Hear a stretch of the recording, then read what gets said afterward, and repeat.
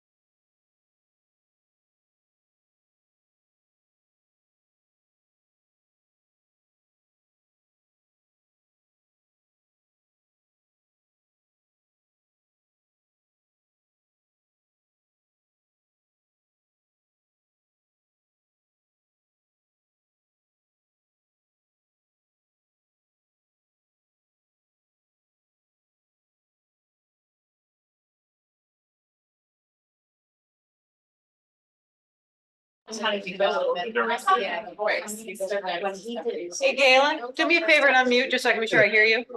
Okay, Can you hear me? Yep, thank you. Excellent, thank you. I just heard it back. That's what I heard. Oh, sorry. Which site?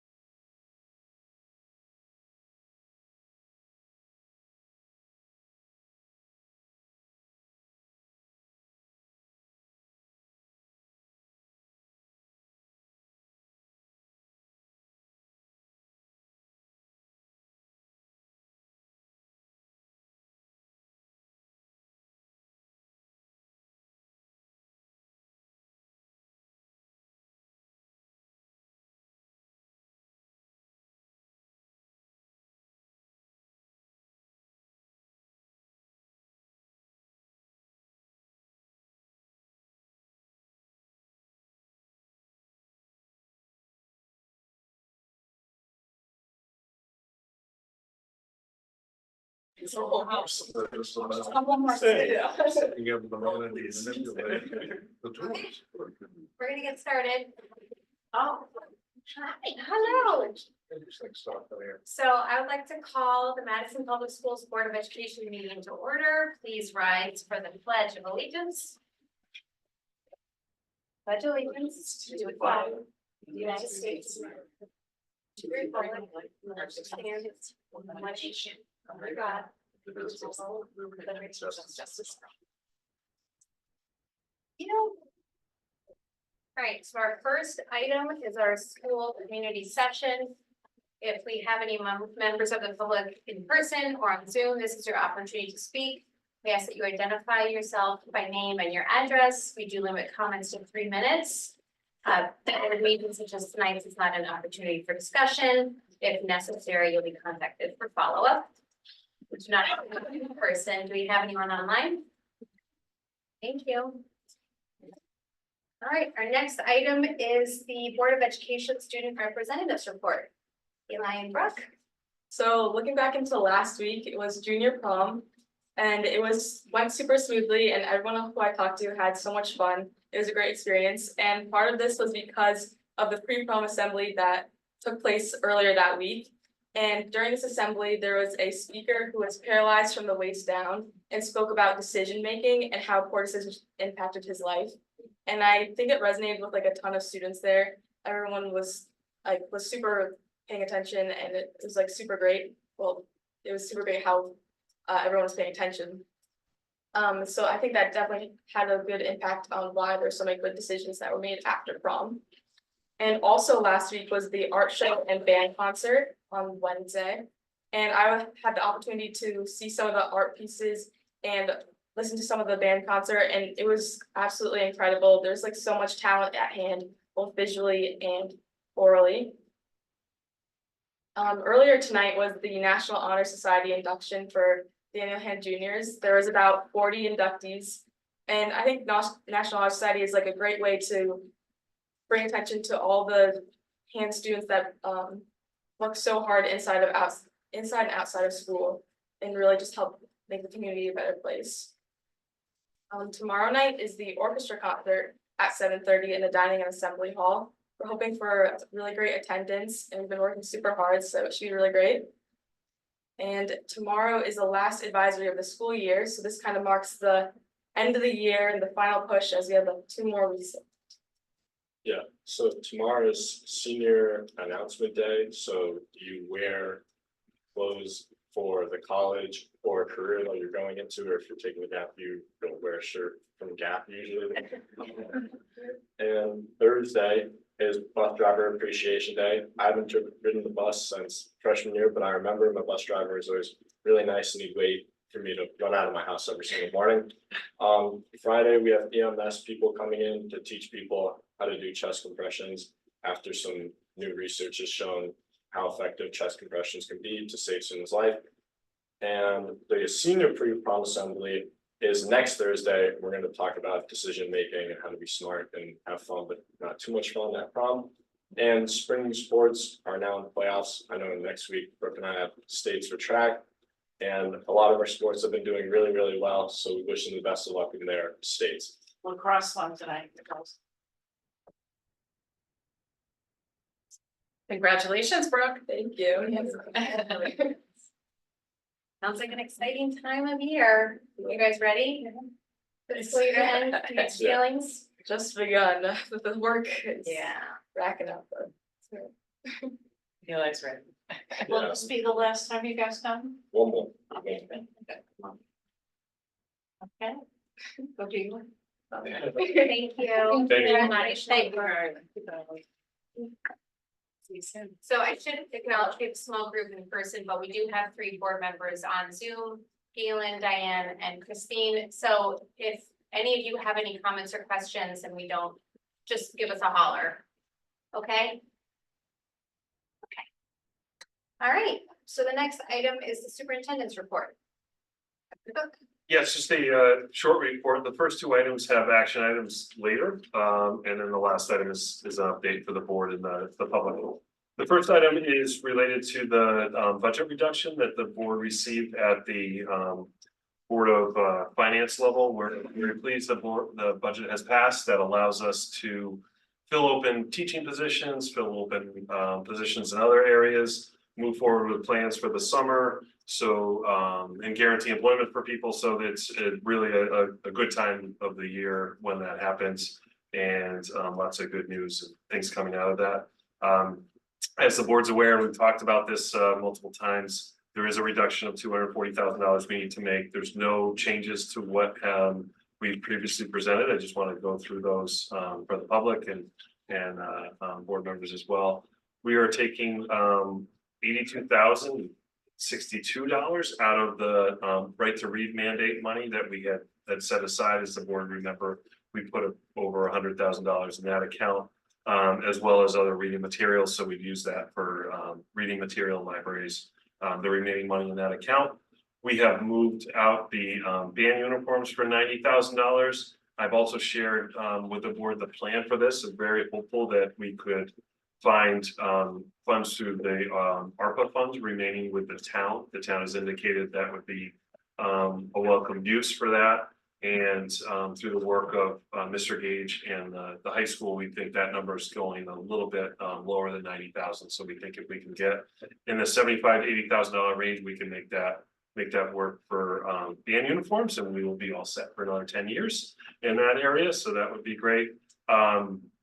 The Daniel Hand Bridge furniture, we're putting a pause on that. The board knows we purchased half of that furniture last year.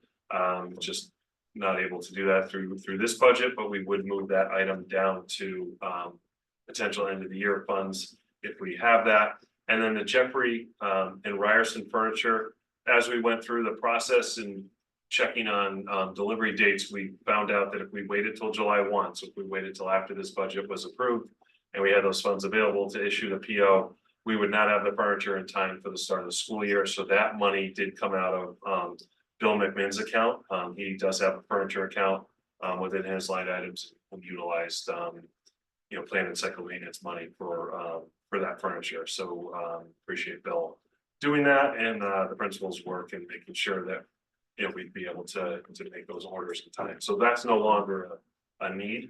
That does total $240,000. That would remove, make the budget $63,645,156 for a 3.03%. We did meet with the finance committee last night. I know Galen will also speak to that work later on in the agenda. The board has received the plan that is proposed to be submitted to the state for the teacher evaluation. The curriculum committee received a very thorough report on teacher evaluation at its last meeting. I know Mr. Pinn will speak to that as well.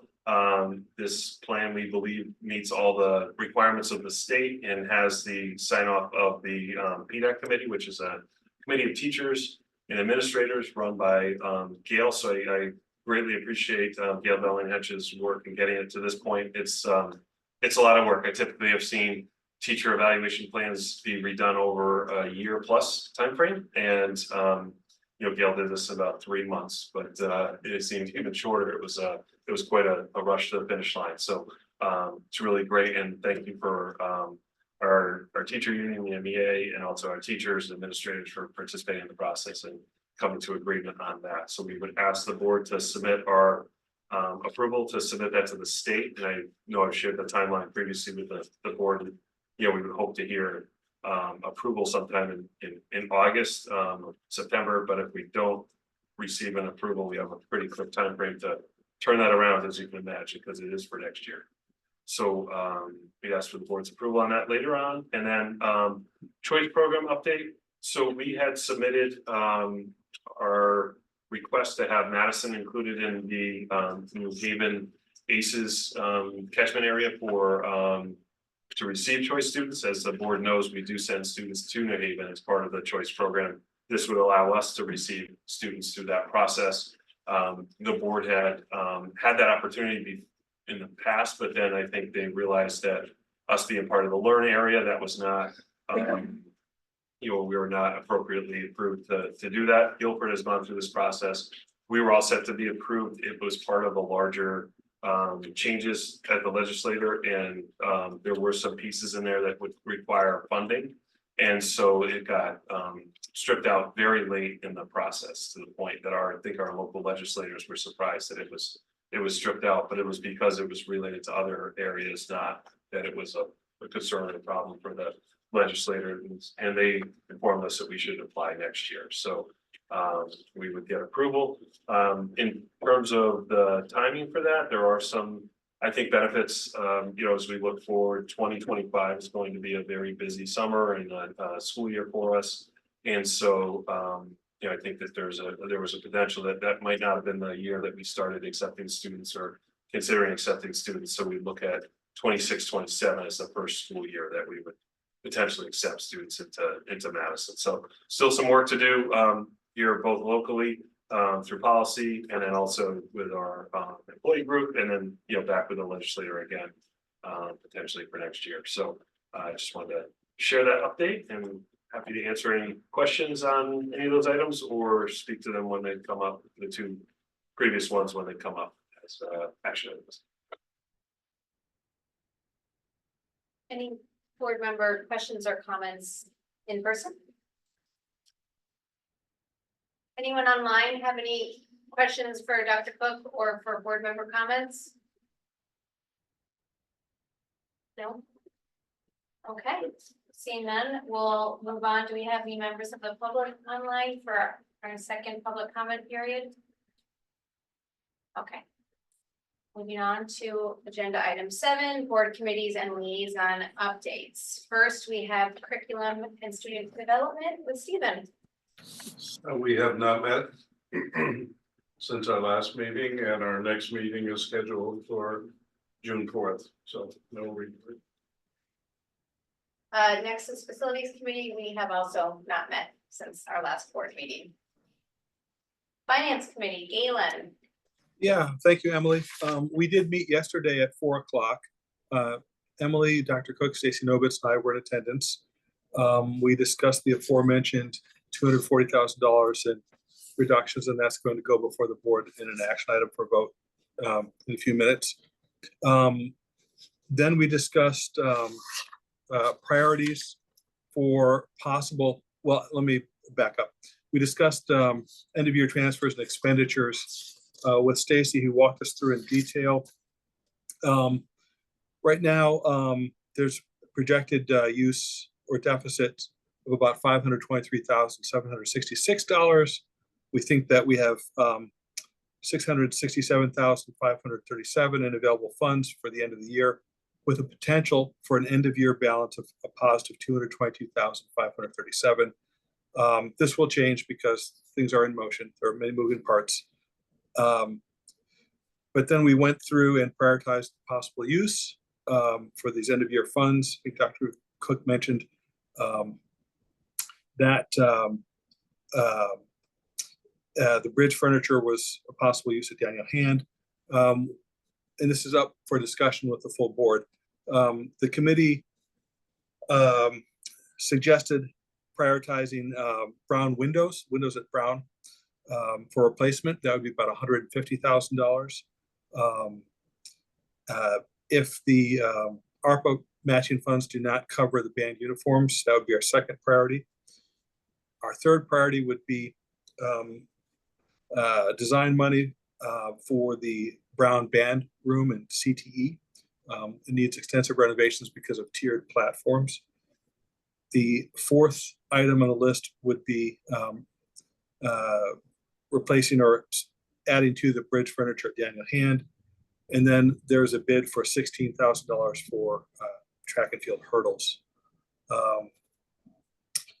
So we went through that, and then we discussed making a recommendation to the full board at our next meeting, June 4th, to authorize the Finance Committee Chair, that would be me, to close out the 23-24 fiscal year directly with Stacy Novitz, the Finance Director. We didn't take any action. We just included in the report for possible action next meeting. So that's the end of my report. So fire away with questions. So I have a question. So I'm looking at the projections for the deficits, and there's the athletics, 45,000. That's for the postseason transportation. This special education was 412,000, and that was mostly due to the extended to the end of the 22nd year for students.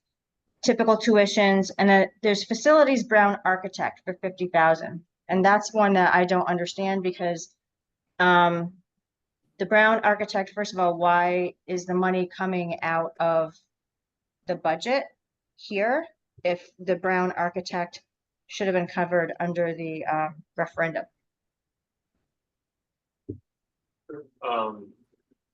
So Galen, if it's okay with you, Yeah, please take it over, Dr. Cook. Sure. Yes, thank you for the question. So the Brown architectural work on the 300 wing was part of the referendum. So that covered that area, but there was a significant amount of other work that happened throughout the building, such as other bathrooms, other classroom work to get ready for the reorganization that was not part of that referendum that we've done work since. And so that totaled $50,000 to Tecton. And as you can see, we still have more for those three or four classroom areas that we are looking for future funding. So this was work not related to the referendum per se, but it's related to the reorg. So I guess I'm wondering, like, if we knew that it was going to be needed to be done, then like, why wasn't that included in the referendum? Because I think at the point of referendum, the project was a much smaller scope. Like, I think we were looking at just the 300 wing and not as much work. But as we've always been considering that was our priority for whether it was plan and cycle maintenance money or other work, was bringing Brown up to a similar status as much as possible as the new building. So I think there's still so much, there's a lot of space in the building, but it wasn't always being the best use of it. So that's what we were looking at. It truly is middle school design in some areas, so that we had to make that more of an elementary design. So when, part of this is the architect payment for the bathrooms, was that to bring it up to like ADA or code, or is this to make it suitable for younger grades, or both? Well, Because wouldn't it have been covered by CIP for money if it was just, it could, I mean, that could have been something to CIP, but it wasn't in CIP. So then I guess that my other question would be then, how many other projects coming out of Brown that are somewhat related to the referendum because it's getting ready for the new students at the pre-K to 5 level is going to be expected to be in our annual budget? Because it, if it's something that's like a maintenance thing, a facilities maintenance repair that you would expect normally for that building, that's one thing to have it in the budget. But if this is something like, oh, we're changing it for pre-K to 5, like I have a problem with that, why it was not included in the original specs for the referendum and having it covered with that. The vast majority has been included in the referendum when you think about the whole 300 wing or CIP. When you look at CIP, there's several projects for Brown that will occur this summer, the parking expansion, some other pieces in there, but there's still, some work to be done. Like we talked about, the cafeteria tables would be another example. That wouldn't be something necessarily included in CIP or in a referendum. And the referendum that was planned 4 or 5 years ago, that was going to put in place in terms of the scope for Brown for that. So there's just some work always going on, just like we'll need to get back and address Polson. We did that main hallway in Polson, but all the other hallways still need some work. So I think we still will have plenty of work to do at our buildings. This is just the examples of that, and we would need architectural design work for things like that Polson. I mean, I don't mean to split hairs, but I mean, you see my point. So it's like, it's one thing if you're talking about, well, you have to obviously do maintenance on these facilities and some things can come from CIP, but I'm thinking that it should have been planned for. Like the age for pre-K to 5, what would be appropriate for those, their heights, et cetera. And if a change needed to be made, I don't understand why it wasn't included. So it's after the fact, I guess it doesn't matter now, but it just is a bit bothersome to me. So going forward, I mean, if you're talking about changing tables and cafeterias, most likely they probably need to be replaced anyway. It's been quite some time, I would imagine, since they were replaced at Brown.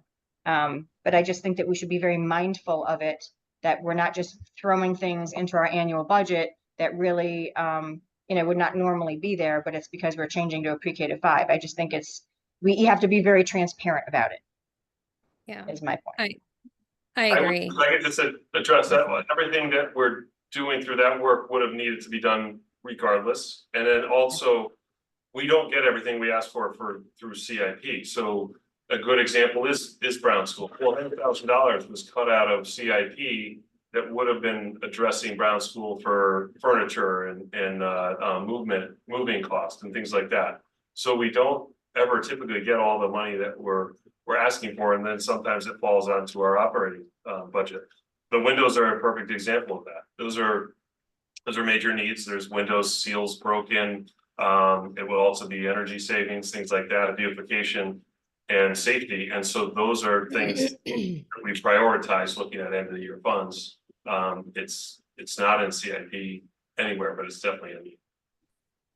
But I feel like that is more of a typical maintenance that you would expect, because we know the age of the Brown building and we know the windows need to be replaced. So to me, that it could be CIP or it could be in our budget, but it's not something that is completely unexpected. It's not like, oh, well, now the kids are smaller now because they're not, 6th grade or whatever, you know what I'm saying? So, so that was just my point about that part. And then, you already answered my question regarding the furniture that was the Jeffrey and Ryerson furniture that was removed from our budget to be a part of that 240,000.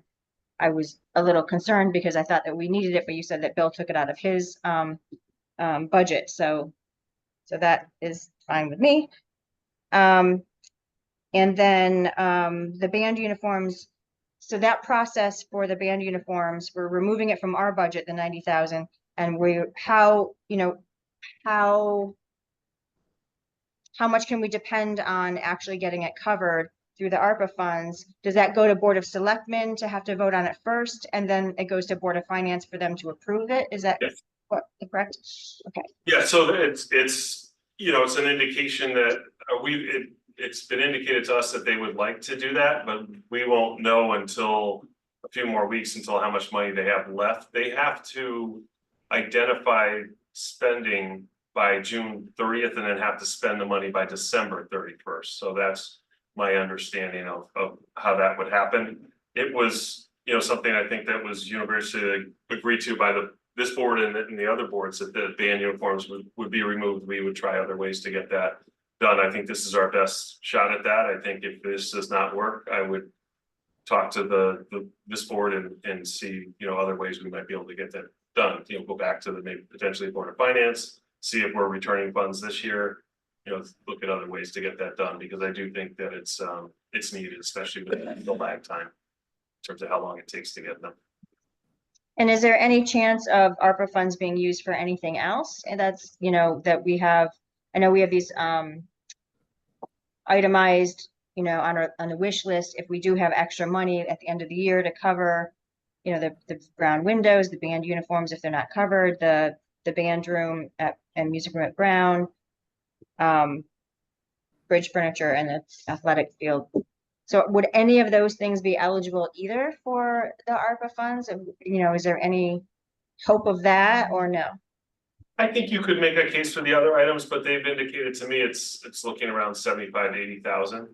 So certainly would be ready to make other requests if money's available, because I have seen things in other towns or places, even here, you know, purchase for athletics or student furniture. So like the bridge furniture as an example could be something else too.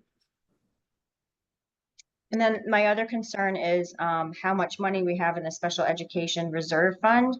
If, you know, if we did have anything extra, would we be spending it all on the itemized 1 to 5 list that we have for possible use, or can we still put more in the special education fund? So there's good news from the legislation that has passed this year. We don't know the exact time frame of when it is in effect, but it will allow the board to have accounts like the special ed account or a general account in that realm that we can utilize without going through the process of going back to the Board of Selectmen, back to the Board of Finance. So we could put up to 2% of our budget into that account. And so kind of that end of the year funds could go into that account, and we would, you know, be more open-ended even than the special ed. I think it's kind of what the board's been asking for. So for example, that could be money that could have purchased the band uniforms or something like that. In terms of the special ed account, we did not touch the 350,000. The mechanism for the town returning the 226 was to put that into the special ed reserve account, and immediately Stacy moved that to offset the negative in that line item. So you know, I'm pleased, the board should be pleased that we haven't touched the 350 to cover that hole. That was all through the support of the Board of Selectmen, Board of Finance, so we were able to get the money back that we returned last year. But I thought the deficit for the special education for this year was more than the amount that we got returned from last year. So Correct. How did our 350,000 not go down? It was 412. We only Yeah. utilized the 226 to offset that, and then others were line item transfers. Okay.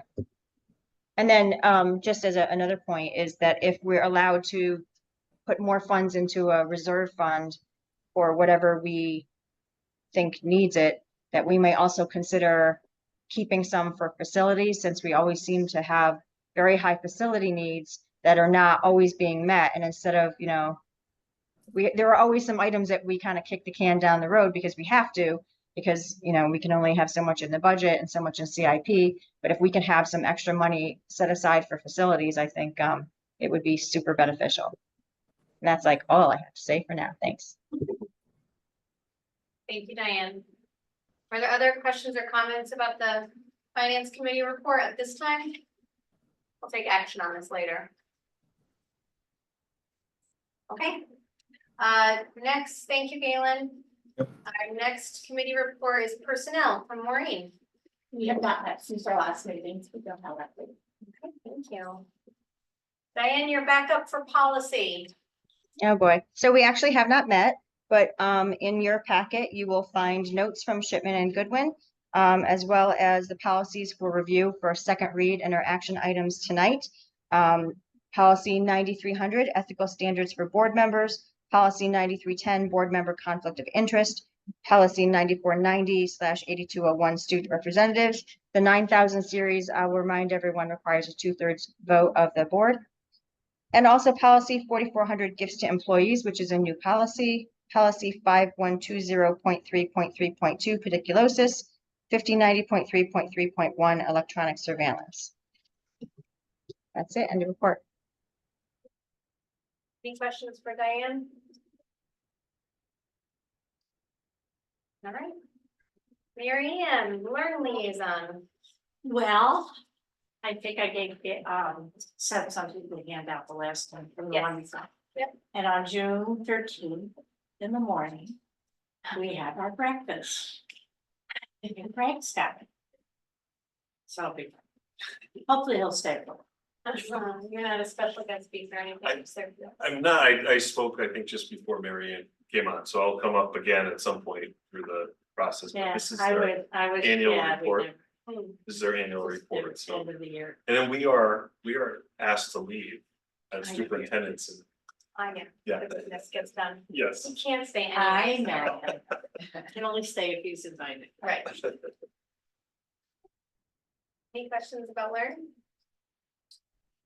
All right, thank you. All right, we're on to our action items. The first one, action item 8. I have a motion to approve a $240,000 reduction to the 2024-2025 Board of Education budget as specified by the superintendent. So moved. Maureen, do I have a second? Second. Second by Stephen. Any discussion? Okay, those in favor? Aye. Opposed? Abstain? Motion carries. Thank you. Our next item, action item 9, is a motion to approve the Madison Public Schools teacher evaluation plan. Do I have a motion? So moved. Thank you, Stephen. Second by Mary Ann. Any discussion? Yes. Go for it. Thank you. No, I'd like to underscore how important this evaluation plan is for Madison in particular. You know, the focus of Madison's full approach is investing in its teachers, both in the curriculum development and, you know, how we do business in Madison. And so what is key to that is an evaluation plan that has a cornerstone that is around professional growth, and not all plans are as strong in that area as I believe this plan is. You know, and even though there was a short time frame, if you read the 140 pages of the plan, there's a theme that runs through it all, which is a belief and investment in our people and providing them with the opportunities to set good goals and get lots of professional development and growth. So, you know, I see it as one of the key legs of the stool of, you know, what it is that we're building. And, you know, I have complete endorsement, you know, coming out of the curriculum committee for this plan. Thank you. Well said. Any other discussion? Okay, those in favor? Aye. Aye. Those opposed? Abstentions? Okay, motion carries. Thank you. Our next action item 10 A motion to approve the wellness curriculum units that were in your packet. Do you have a motion? So, Mary Ann? Second. Second by Maureen. Any discussion?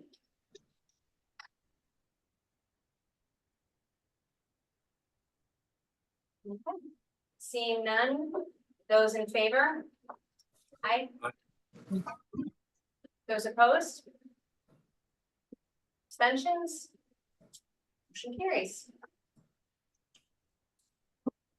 All right, next, action item 11. I would like a motion to approve the following policies: 9300 ethical standards for board members, 9310 board member conflict of interest, 9490/8201 student representatives, 4400 gifts to employees, 5120.3.3.2 pediculosis, 5090.3.3.1 electronic surveillance. Do you have a motion? So moved. Maureen? Second? Stephen? Any discussion? I just want to mention that the policy 5120.3.3.2 pediculosis is also called head lice. It's like the title was changed to include it. Thank you. that's what I'll go with that. Any other discussion? Those in favor? Aye. Aye. Aye. Opposed? Abstain? Motion carries. All right, action item 12. We'd like a motion to approve the minutes of the May 7th, 2024 Board of Education meeting. Stephen? Maureen? Any discussion? Seeing none, all in favor? Aye. Aye. Opposed? Abstain? Motion carries. Any future agenda items for discussion? I just want to have a follow-up to my question about the statistics for AP review that was the utilization for this past year, since all of them should have been, I think, completed by now.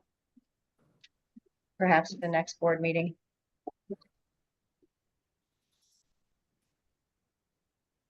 Noted, thank you. Anything else? Hey, do we have a motion to adjourn the meeting? So, Second? All in favor? Aye. Aye. Opposed? Abstain? Motion carries. The meeting adjourns at 8:06. that's the sheriff's meeting. Thank That's you. right. Bye. I guess, Bye. have a Bye-bye. nice Memorial Day. Congratulations, Galen. Oh, Yes, thank you very much. yes, congratulations. Enjoy. Enjoy. Thanks. Bye. Thank you.